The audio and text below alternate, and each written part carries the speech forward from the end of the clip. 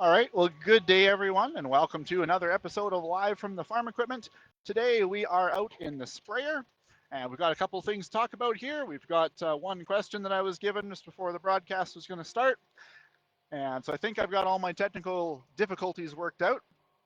I just chatted for about 20 minutes to myself, apparently, on a test broadcast like a silly person, so that's kind of fun. So if you're watching the broadcast, put in the comments, say hi, let me know where you're from. And of course, if you've got any questions related to farming, to freedom stuff, whatever, shoot me a question and I will answer within the best of my abilities, within reason, of course. Hello, Grump Gardeners. It is good to see you on a broadcast again. I know that you really enjoy my lives from the farm equipment, and I'm sorry I haven't done as many of them this year as I was hoping to. So I'm trying to bounce around in a sprayer and trying to do a decent job of what I'm doing, plus trying to run a live broadcast. So if I've got a few minutes of silence, please bear with me.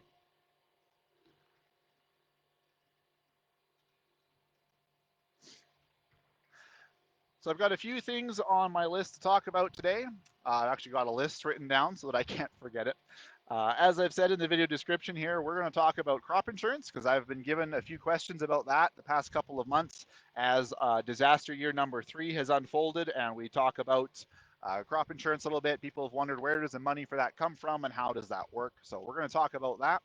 We're going to talk about fall spraying, of which of course I'm doing right now, because I have also seen a lot of questions about farmers spraying crops that already appear to be ripe, and the health dangers of glyphosates being sprayed onto crops, and questions of that nature, both very informed and uninformed. So just like last year, we're going to go over that in pretty good depth and detail to give you guys an idea of why farmers do the things the way we do.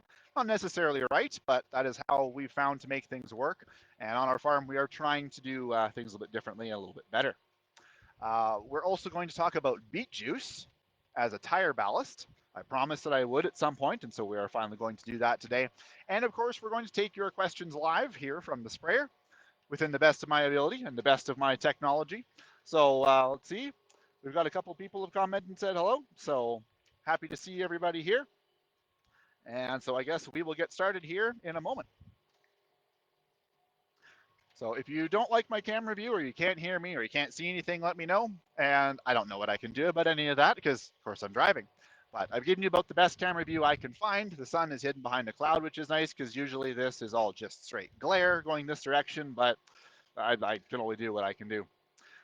Okay, so we're going to talk about crop insurance. Like I said earlier this year, as disaster year number 3 has unfolded, I've gotten a lot of questions about how crop insurance works. Where does the money come from to fund crop insurance? How does that all work? Because of course, a person from the city unfamiliar with farming, that it could be a whole pile of nonsense that simply don't understand how any of it could work. So let's go over it.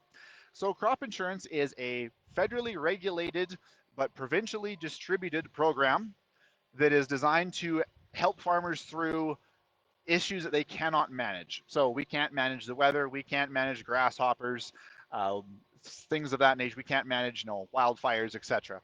So crop insurance is set up as a risk management tool to help us work around that. So the government puts a bunch of money into this program, and then for the most part, it's supposed to be funded by the premiums that us farmers pay, just like every other insurance, that all the premiums are supposed to balance out what gets paid out in the payouts and, of course, orchestrate the administration of said program. Now, of course, it doesn't always work that way because if you have most of Western Canada in a mess, like it has been the past couple of years, if almost everybody's getting a payout, the premiums aren't going to balance that. Of course, there are many years where there are very few payouts, but that's not always the case. So sometimes there has to be extra federal dollars pumped into that, from what I understand. So how it's kind of sort of structured is everything's all divvied up into areas. And so we'd have a local area here that crop insurance would have a certain boundary on this area and then say, okay, the average yields for this crop in this area are this number. And so you can choose to insure yourself to a percentage of that number. So we usually insure ourselves to about 70%. So then if we get an absolute wreck like we did this year and we only get 10 bushels an acre instead of normal 30 to 40, we would get compensated to whatever it is the average that they have determined is the average for the area. We get paid to 70% of that. And so, and they pick prices. I forget when they set prices, but that happens fairly early in the year before we start planting. They pick the price that they're going to compensate based on for that particular crop. So the price for wheat this year is actually going to be fairly high because prices were really good earlier this spring. So they're going to pay us out on 70% of the regular yield and then pay out on the price that they set earlier in the year. So that 70%, it helps a lot. We've got, of course, a lot of money goes in the ground and it takes to run the machines and buy the machines and land taxes and, all of that stuff it takes to run a business.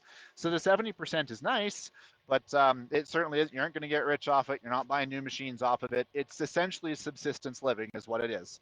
And every year, of course, the average is going to go down because last year you had, people didn't do very well. You got payouts, so the average is going to go down. And every year that average is going to continue to go down if you have bad years. So next year, which would be year number 4 in a row that people have taken payouts, if things turn out to be bad again next year, that average is going to have tanked compared to year number 1, which is coming off a number of fairly decent years.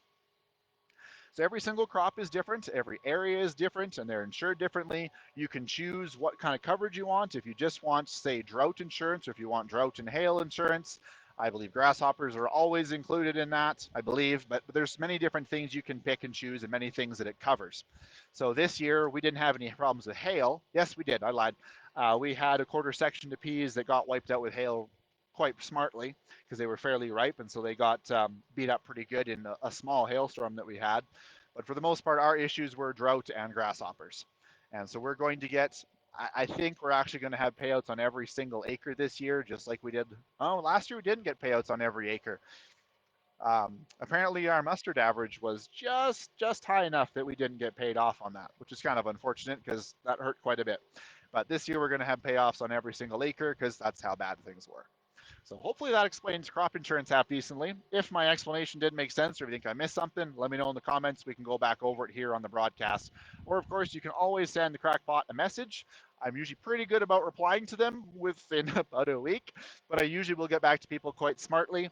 And if you ask me a genuine question and you're genuinely wanting to know an answer or something, I will spend a few minutes and I will type you up an essay if that's what you want, and I will do my best to try and explain stuff to you. So if my overview of crop insurance here missed some things or was too fast or you didn't get it, send me a message and I can probably try and clear those up for you. I have not got a single question in the comments yet, which is kind of unusual. So if you got any questions about anything having to do with farming, or really anything for that matter, but probably mostly farming because that's what I do and what I know, put it in the comments here and I will answer within the best of my abilities, provided I see it. But there haven't been too many comments yet, so it probably won't get lost. Moving on to the next topic we have here, I was going to talk about fall spray. But first, I need a drink. Because like I said, some silly guy just sat here and talked to himself for 20 minutes on a test broadcast before he actually went live. Okay, so fall spraying.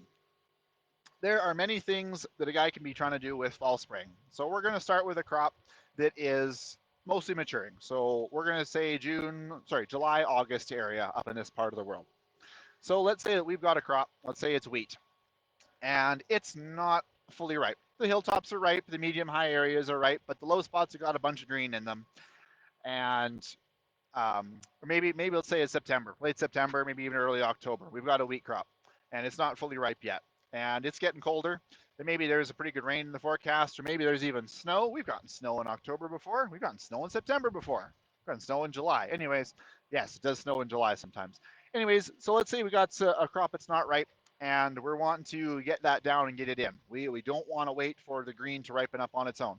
Yes, combines can be green, but combines do not eat green. They really do not like green. They're not set up to do that. That's what you need a silage chopper for. You don't feed green to combines. No bueno. So we got a few options to deal with a crop if it is not fully ripe.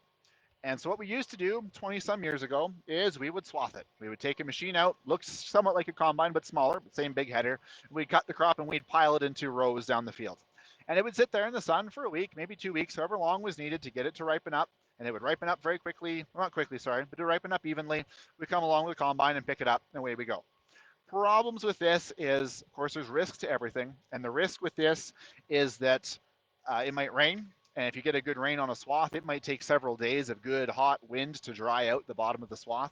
And if it's wet enough, the wheat actually can sprout in a swath. And if you got sprouted grain, that stuff goes from a number one to feed or sample in about 2.5 seconds, and your price falls through the floor, and you might not even be able to get rid of it. It gets nasty. So there's a risk there.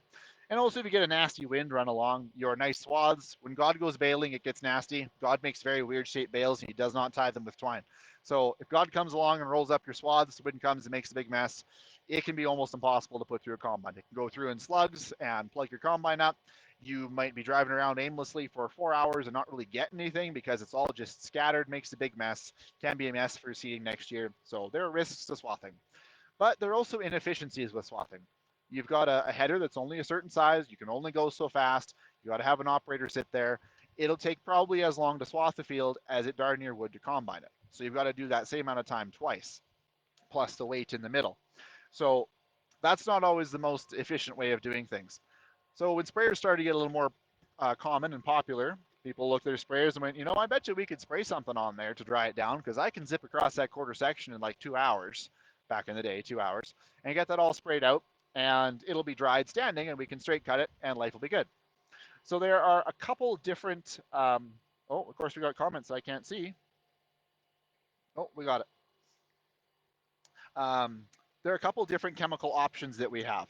So the first one, probably the most commonly used for desiccating, honestly, is glyphosate, Roundup. Yes, I can hear the screeching. Calm down. We'll explain, okay?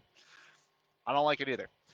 So glyphosate is an effective desiccant or a dry down product because it gets into the plant, moves down into the roots, and kills the plant from the ground up. And the reason I say this is effective, even though it's slower than actual desiccants, is because you get a really good weed kill, and that plant is dead. It is not coming back from the dead. There's no Jesus mode there. It is not coming back to life. It's done. But with a regular desiccant, they don't move within the plant. They simply stick on the surface, they dry the plant, the outside of the plant down, and that's it. So the roots of that plant are still very much alive, and it may even be some of the top growth on that plant that's still alive. So you get a rain, or maybe even just not stress the plant, and in a week that sucker might turn green and come back from the dead, which doesn't work again. Green doesn't go through combines. But desiccant is way faster than glyphosate. Glyphosate might be 2 full weeks because it's got to make that journey all the way down to the roots before it can do anything. Whereas desiccant, it gets on there, it's sprayed onto the plant, and it goes to work immediately, right away. And if you got some nice hot sunny days, that stuff might be dried down and ready to buck in 4 or 5 days, and away you go. So you're now a week ahead of glyphosate. But regular desiccants are 2 to 3 times the cost of glyphosate, and you're supposed to put a lot more water out with them, so it takes longer to spray than it was with glyphosate. So kind of a bit of a balance there. So I said that glyphosate moves in the plant and the regular desiccant doesn't. So when I was in college, I had my brain blown out of the back of my head, and I saw just how messy some of our food production system is. When I was told that when you desiccate a crop of glyphosate, and that glyphosate moves in the plant, you can safely eat that seed, but you can't plant it because it won't grow. Because when glyphosate gets into a seed, it can and often does disrupt how that seed is supposed to grow. It might send its roots upwards and the plant downwards. It might grow in circles. It might not germinate at all. It doesn't do what it's supposed to do. You are not supposed to ever reseed a crop that has been sprayed with glyphosate as a desiccant because it messes up the seed to such a point it probably will not grow properly and you'll have a disaster on your hands. But that plant is also certified as being safe to eat, or that seed is certified safe to eat. And a little fishy to me. There are efforts and there are companies that are working on, like the local elevator actually usually has a program on glyphosate free peas, and they test to make sure they haven't been sprayed with it, and so those are kept separate from the rest of the plants. There's a bit of a price premium on that, so you get paid a little bit more for it. And I've usually been pretty vocal about that program. I like to tell people about it. Say, look, there are companies trying to do something about this because I don't believe that stuff belongs in our food system. I don't like it. I mean, it's a tool, and unfortunately, we still use it, but I think it can be used and abused. And I don't think that desiccating is an appropriate use for glyphosate just because of it can get into the foods that we're eating. And of course, there's this scientific evidence showing us that glyphosate's getting into our food and that it's causing problems. So we do not desiccate with glyphosate here, period. We use proper desiccants, and we're doing whatever we can to try to reduce our glyphosate usage simply because of the problems that it can cause. So moving on from that, we'll go talk a little bit more about reasons why guys might want to desiccate. Lentils. They're a crop that Saskatchewan produces a lot of. Alberta produces some as well. The most get exported. They get eaten as a food. Like countries like India import a lot of lentils and eat them. The problem with lentils is they're not real big plants. They're not that competitive.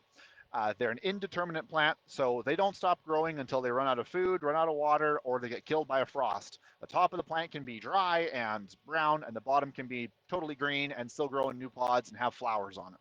So it's an indeterminate plant. You cannot outweight that thing. It'll be snowing before it's ready to go. So almost all acres of lentils get desiccated, ours included. When we grow lentils, we desiccate them simply because you cannot afford to wait for that stuff to dry down on its own. The other issue, like I said, it's not highly competitive. You cannot spray out broadleaf weeds in a lentil crop. And so weeds like kochia get prolific in there, and those things are also indeterminate. They will grow until snow comes. And if it's still warm on the ground, they'll still grow while there's snow. So you can't wait those things out. And of course, those plants are big, they're green, and combines don't eat green. So we got to try and spray those down so that we can get in there to actually harvest that crop. So hopefully it gives you a bit of an idea why farmers would spray crops that look ripe or why we're spraying at that time of year, and lets you know some of the chemicals that we use and the pluses and minuses of using certain chemicals. And like I said, my strong opinion is that glyphosate is no business as a desiccant.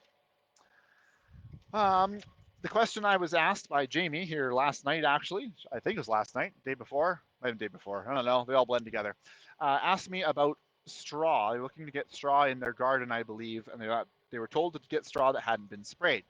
And so they asked me to clear up some things about spraying, for weeds and that kind of thing. So if you spray a plant earlier on in its life for weeds, that chemical, of course, gets on and in that plant. But that plant grows a lot and it goes through a lot of different stages and it sheds some of its old plant structure and whatnot. And so by the time that plant gets cut for harvest, I highly doubt there's any residue left from being sprayed for weeds by the time that plant is cut. And so theoretically, there shouldn't be any residue left on that straw. Now, realistically, there probably is, because of course, if it gets into a plant, it's not going to all be taken out of there. There's probably going to be some left. So chances of finding any straw that hasn't been sprayed, pretty slim unless you've got organic farmers around you. Organic's going to be probably the only way you'll find straw that hasn't been sprayed. But even then, there are chemicals that are certified organic. So chances of actually finding a crop that hasn't been sprayed one way or another is not, non-existent, but it might be kind of slim. However, I wouldn't hesitate to put straw that's been sprayed for weeds earlier in its life in a garden. We actually do it. We bet our cows down on it, whatever. A crop that's been desiccated with glyphosate, I might be a little more hesitant to do that. But I wouldn't hesitate to use one that has been sprayed on a crop earlier in its life for weeds. I've got a comment here I've got to try and read. So I'm going to turn this corner, and then I'm going to try and read this comment. Hey, Eli, I'm glad you think that this is cool. Okay, once I turn this corner, I'm going to read this comment out loud, and then I will answer it, because it looks like a question. And then when my tank gets empty here, which isn't going to be too awfully long, if we're still running the broadcast, then I will stop, take my camera down, and give you guys a bit of a cab tour. I can't go outside of the cab, unfortunately, just because of all the tethers on my technology, but we can at least do a cab tour. Okay. He says, glyphosate only affects the seed when it's sprayed on a crop that's still green. When the collar under the head on a cereal crop is ripened, no more nutrients make it to the seed. Glyphosate is being misused to kill green crops. Okay, so I think they agree there with my opinion that it should not be used as a desiccant. Now, yes, they are definitely correct. If you've got a crop that is ripe, or you've got a plant, that is ripe, no, glyphosate is not going to move within that. It's not going to get on the seed. However, if you do have a green plant, which of course is your purpose of desiccating, because you have green plants, it will move and get into those seeds. But they're very correct. It's not going to get into a dry seed. Oh, another one. Glyphosate only kills when it's too green, which we aren't supposed to be spraying glyphosate in crops over 30% anyways, which doesn't affect the seed. That's pretty much essentially what we just said. Yes, we're not supposed to. However, of course, people do off-label things. We're farmers. We do things we're not supposed to sometimes anyways. It happens. But of course it shouldn't. But yes, they're right. If the plant is still green, then the glyphosate's going to move in and get into that seed. But if the plant is dry, no, it is not going to move in. It's not going to get into that seed.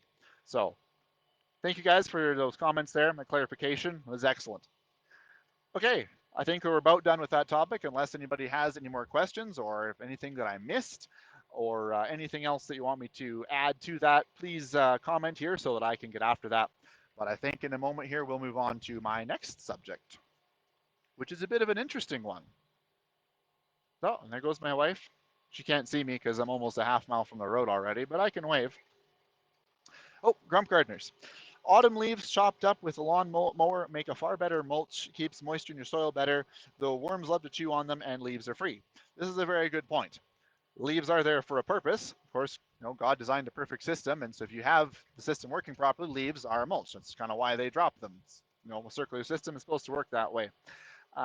So if you have access to leaves, yes, of course they'd work great. Chop those things up and put a layer of water on them to hold them down, and that would be fantastic if you have access to leaves. I don't know how well you guys are able to see around me, but have you spotted a single tree on the camera yet? Yeah, there's not a lot around here. We do have some in our garden, our yard, but not enough to be worth trying to get the leaves raked up from. We just we take straw and we chop it up with a bale processor, and that's what we put on our garden, and that's what my wife uses in her flower beds and stuff. And actually, we have a friend who's getting into not getting into because he is a qualified professional. He's starting up his business doing tree processing or tree pruning and processing, and so hopefully we're going to be able to get wood chips from him, and we'll be able to use those instead of using our straw, and we can leave it out here on the field where they belong. Jamie, you're very welcome. Hopefully this answered your question. Thank you for asking. And Jamie had a little bit of a comment at the end of her message that she sent me the other night. She, I believe, I could be wrong. Ah, that's a gender neutral name. I hope I got that correct. If not, I'm terribly sorry. Um, they said that they like the stuff I posted, even though they don't agree with me all the time. And that I think is actually really important. I'm happy to have people on here that don't agree with everything I say. They don't share all of my opinions because, of course, it would be a very strange world, be a weird world if we all shared the same opinions and had exactly the same thoughts. It wouldn't be very good. So the fact that they are willing to be here and to follow my page and listen to stuff I have to say and whatnot, and not agree with everything I say. It's pretty open-minded of them. It's very tolerant of them, if you want to use that word. But we all got to learn how to get along. So I'm glad that they're willing to stick around, even though they don't like everything that I have to say. Grump also says, find neighbors with leaves. They love to get rid of them. I have 3 neighbors that give me leaves. That might be true in town. We've got a long way to find neighbors here. I mean, they probably would give me their leaves because they're not going to be picking them up, but I don't have time to get them. But in city, that probably is very true. Okay, I think we're all about done with that topic. So we're going to move on to beet juice. So this is going to be an interesting topic. I got to figure out how I'm going to attack this. So tractors, believe it or not, aren't heavy enough for their own good, just as they sit. They might have a lot of power and not a whole lot of weight. So we have to add weight to them so they can actually get all that power down to the ground. They can have sufficient traction. So one of the ways that we can do that is by putting fluid, very heavy fluid, in the tires. Now, yes, we can put steel weights hanging off the tires or suitcase weights off the front or the back or whatever, or a combination of metal weights or whatever you want to use for weight, concrete sometimes, rocks, but that's and tire ballast.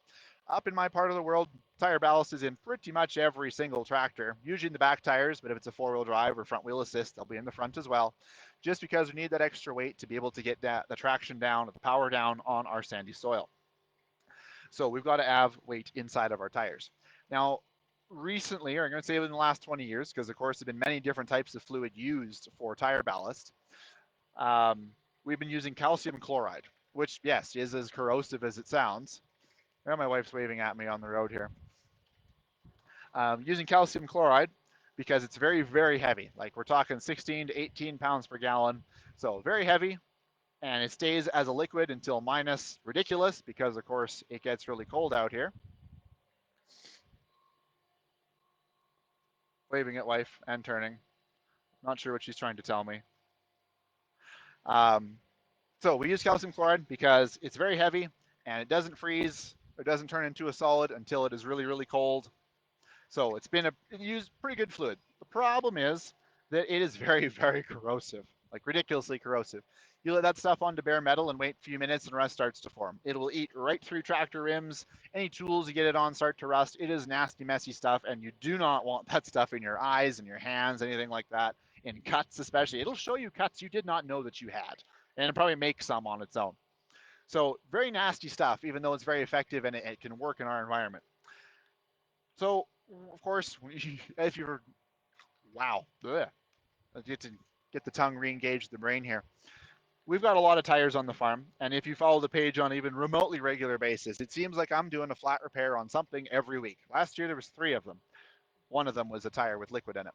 And so we got a lot of tires. We're trying to take care of them, and they're getting old. On our four-wheel drive tractor and on this tractor, a number of years ago, we bought 6 new tires and got them installed by professionals with new tubes. Within a year and a half, we had had 8 warranty repairs done to replace tubes because the valve stems had torn out of them. Now, those were installed by professionals, although the one guy who installed 4 of them, I don't know so much about professional. I had to teach him what he was doing. But anyways, um, so they were put in by professionals, but the valve stems tore out. And when the 8th one was done, the tire company said, "Yeah, nobody's warranting tubes with liquid in them anymore because it just tears the tubes apart." I mean, it doesn't make any sense. I can remember back when I was a kid, my dad says, 20, 30 years ago, they were doing a flat repair every couple of years on a tractor. And now I think I've done 4 or 5 this year myself. It's ridiculous. The quality of materials is going down. It's sad. I got 30-year-old tires that look just fine, and then I've got 10-year-old tires that are garbage. It's pathetic. Anyways, so the quality of these tubes is going through the down through the floor. So the tire shops gave us a few options. You could either take the tubes out and just raw dog calcium in your rims, which if they're not filled right to the brim, if there's any bit of that rim sticking into the air, it's not covered by liquid, it'll rust right there. And you start to get rust, it'll eat through that rim in no time, and you have to be buying the rim as well as whatever the calcium gets all over. Probably take the tire out at the same time when you run it flat for a minute, and just gets to be a mess. Or we could buy natural rubber tubes instead of the synthetic rubber tubes, which are 1.5 to 2.5 times the cost of a synthetic rubber tube, and that would probably solve the problem. Probably would solve the problem. The issue is, of course, the cost of that bloody tube. And they're not always available because people buy them so infrequently that tire shops don't regularly stock them because no one wants to pay that much for it. A tube to fit in one of the tires on this tractor, 20.8R42, last time I checked was a couple years ago. That tube was $500 to $600 for a synthetic rubber tube, and was 11 or 1,200 bucks, I think, for a natural rubber tube. On top of the $4,000 tire and the $600 plus service charge, it's ridiculous. So the other option that I found out after we dealt with the tire shop from Moose Jaw, who was able to get us tires on a very short basis. Shout out to John and his wife there at Fountain Tire Moose Jaw for being fantastic. They were able to do tires on our combine next day when no one else around us had tires for another week. Anyways, I was chatting with him about our woes with all these tube problems, and he says, "Well, just run beet juice." And I said, "Run what?" He said, "Beet juice. It's called Rim Guard is the trade name." He says it doesn't freeze, minus 35, just like calcium. I mean, it turns into a gel, but it's still liquid and shape and changes shape in a tire. But it's completely non-corrosive and it's the same weight as calcium. Well, okay, talk me through this. So, anyways, putting a pause on that for a second. A number of years ago, when I was getting into wrenching, I was into garden tractors really big. Cub Cadet garden tractors. I have way too many, way many more than a person should have. And I was on forums, and on the forums, a lot of the garden tractor fad is down in the States. And they were using Rim Guard or beet juice in their tires down there back when it was only good to minus 20 for all the reasons that you wouldn't use calcium. And so that piqued my interest until I found out that it wasn't good till minus 20, and I just put that in the back burner in my brain and got filed away somewhere. So when John tells me that this stuff is good to minus 35 now it's something that's actually viable, and I was very interested in it. So we chatted with him a bit, and this past winter I made 2 trips to Moose Jaw. And was it this winter? No, it was last winter I made my first trip down and picked up a bunch and put a whole bunch in our four-wheel drive tractor because I had a bunch of the rims were rusting out around the valve stems, and so every time that I needed to change a tube out because the valve stem boogered, I took the tube out, just put beet juice in, and took the calcium out. And man, I love that stuff. I'd much rather work with that. It tastes nice. The dog likes to come lick your hands. You got it on there. It doesn't rust the rim. It doesn't corrode all the tools. It's fantastic. A little bit thicker to pump in calcium, not quite as fast, but it's not corrosive. And I haven't had valve stems fail on tubes because I'm not using tubes anymore. So, been very happy with going that direction. I've got a couple comments here. So first one from Joe. He says, I have a rim rusting out because of calcium. Was looking into beet juice today, got the pros and cons. Yes, you just did get the pros and cons, even if you looked them up from somewhere else. I would highly recommend you do beet juice. There is a problem, however. Finding tire shops that will do beet juice instead of calcium is very difficult. There seems to be a bit of a stigma around beet juice that it will plug up your pumps and it'll corrode your pumps, and it's just a giant pain to work with, and it's terrible.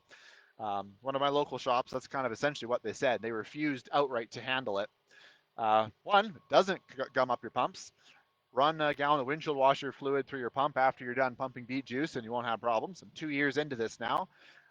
Also, if you have run calcium through your pump and then you flush it out and run beet juice, not a problem. I use the same pump for both products. Just flush them out in between, no issues. If you've got rims that have cracks in them and you've been running tubes and you put beet juice in, you will find the cracks. It will start leaking.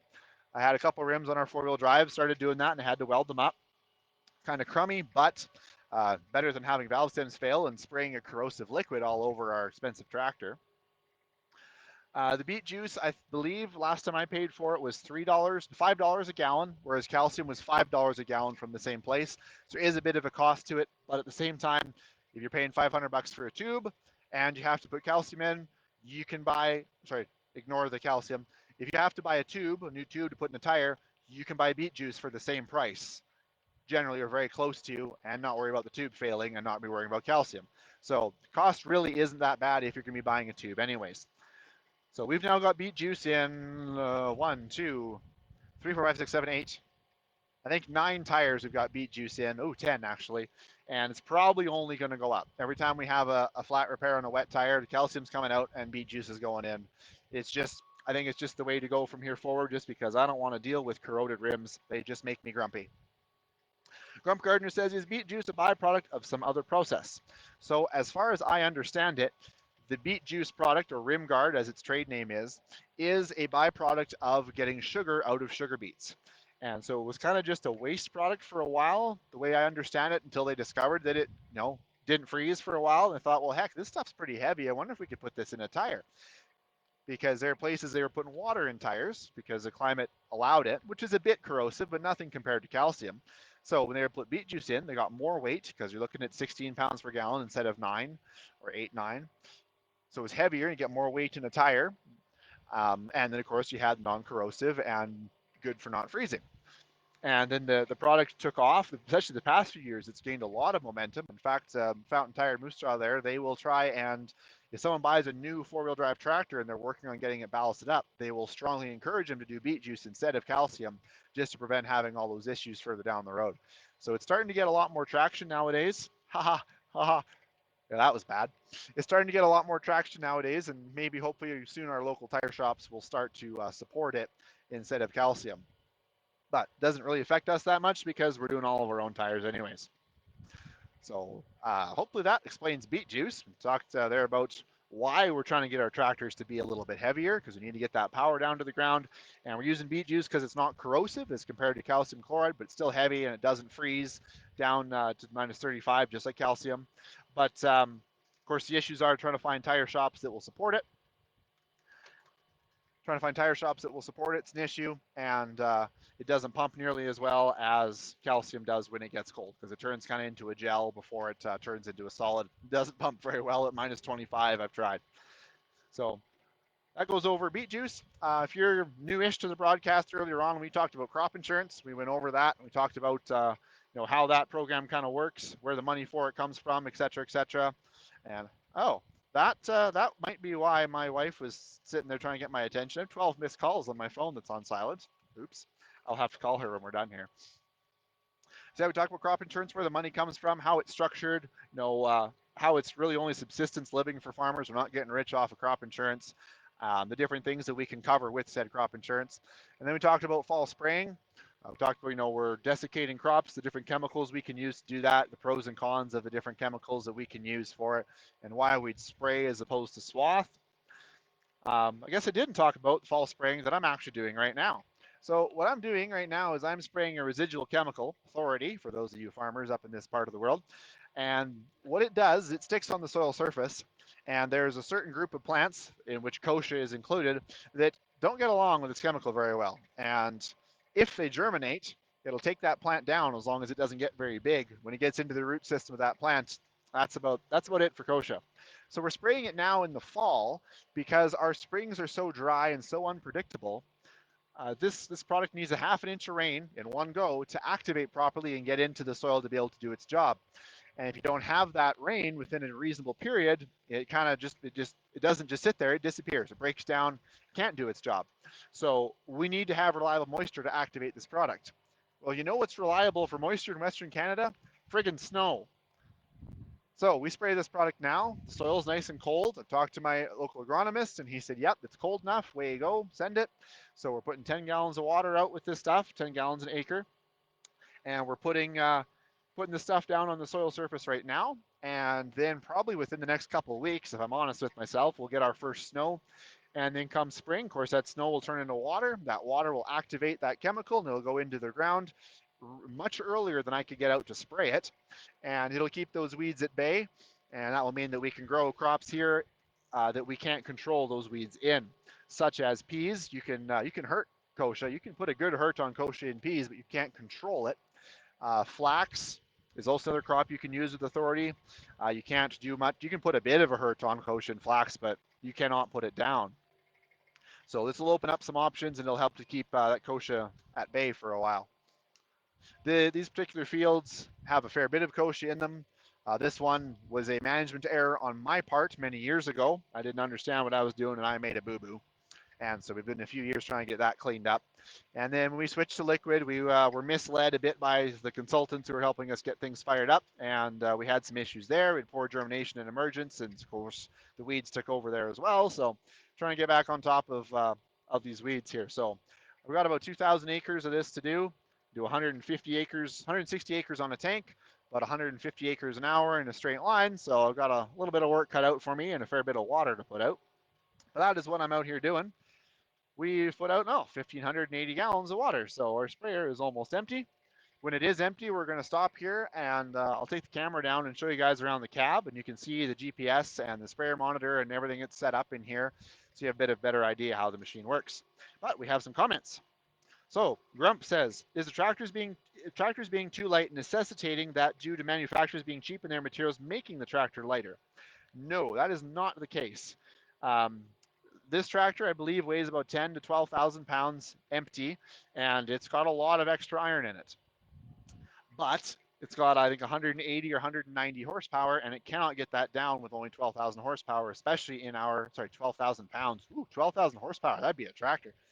In our sandy soil, we need a lot more weight than that in order to get it down. So we add 6,000 to 8,000 pounds of ballast to it, and then it can actually get the weight down. Our big four-wheel drive tractor, I believe, weighs about 16,000 or 18,000 pounds as it sits, something along that lines, with 360 horsepower. And again, in our sand, even with 20.8 R42 duals on it, it can't get it down with that. So we've got that tractor weighted up into about the mid 30,000 pound weight in order to be able to get it down. And still, on some of our finer sand, if you're trying to pull 100,000 pounds of drill plus draft up a hill, it'll still have a fair bit of trouble and they'll start spinning and not so good. So it's not the tractor's weight is not due to cheap materials. It's due that you just simply can't put that much extra on um, necessarily. And there are places in the world too that don't want them that heavy. You might need a tractor this size to handle a big 3-point hitch implement, but you don't need the weight for whatever reason. These tractors are all over the world, and so you can't have a one size fits all. There's some places don't want them heavy. They want them light with big duals everywhere for flotation. They don't need the weight. So you have to set the tractor up accordingly. Oh, and there's my tank empty. That's that. I got one more comment here from Joe. He said, thanks for the beet juice info. I got more out of your broadcast than I did searching online. Well, that's good. I'm glad I could be helpful and be somewhat informative. That's what I try to do. Okay, we're going to be ending the broadcast here shortly, but first we're going to do a cab tour. If you've got any more questions you want to ask me, put them in the comments and I'll try to get to them here. But for these last few minutes, we're going to take the camera down and get shaky and dizzy and show you guys what is going on in the cab here, and you can watch me fold up the booms. I think we'll fold them up first. Nah, we'll take this down. Okay, so we'll try and keep this not shaky. So here's my streaming setup. The cable for my camera, and I got my tablet there. Thanks, Wade. Set up on the edge, and of course I got the inverter down there that's plugged into because battery life on things suck. And okay, so then we got the GPS is right here, the sprayer monitor here, the boom controller here, and that is where the camera was mounted. I believe you're all familiar with one of these. This is how the tractor actually drives, or that the GPS drives the tractor through this little wheel on the steering wheel here. I'll maybe show you that once we're folded up. But for the moment, this hydraulic lever here, it's neutral, now it's on. We're going to turn off our boom controller. What it does is it just keeps the booms floating along the ground up and down. There's very little weight on this tire right there. only about a couple 100 pounds. And so it just keeps the boom floating along the ground. It lifts it up and puts it down just by hydraulic pressure. So we're going to, with all these buttons, we're going to lift up the booms and we're going to fold them up. It's a bit of a process, but we shall get there. Okay, so we're lifting up the center section and it locks in place. You can't pivot side to side. Go back here. I'm going to press these two blue ones and they're going to lift the boom. No, we're not going to do that yet. That's how we make a mess of things. We're going to go to the yellow circuit here, which is the outside two sections of the sprayer. And I said, this is not a fast process. The modern sprayers are much faster. I believe John Deere's goal is to hit the field 1 minute after arriving. I'm definitely not that fast. This sprayer is 134 feet from tip to tip. It's not a small unit, 1,600 US gallon tank. So we can cover a lot of acres, even at 10 gallons an acre. We can go a long ways all at once. So we're folding the outer section here, and that outer section is actually split into two pieces. You can see the left-hand half, there's a divider in the middle there. That end actually is a breakaway. So if you run into something, it can actually fold back 90 degrees or so and get out of the way of whatever it is you hit, like a power pole or a fence, neither of which I've ever hit in my life. No, not even once. So that breakaway is, it's very handy. So we fold up the first section on both sides there. And now the second section is going to fold up 3 sections to each side of the booms. And then once all 3 sections are folded up, we can set the booms down in their cradle, and then we can proceed back to the yard and load up and do it again. Of course, after I call my wife, because of 12 missed calls. Apparently it was on silent. I didn't even hear it. I usually put it on vibrate so that it doesn't ring and interrupt the broadcast, but apparently it was on silent. And actually, that issue is a symptom of another technological problem. The phone that I took to Ottawa is a very, very tough device. It's a Sonim.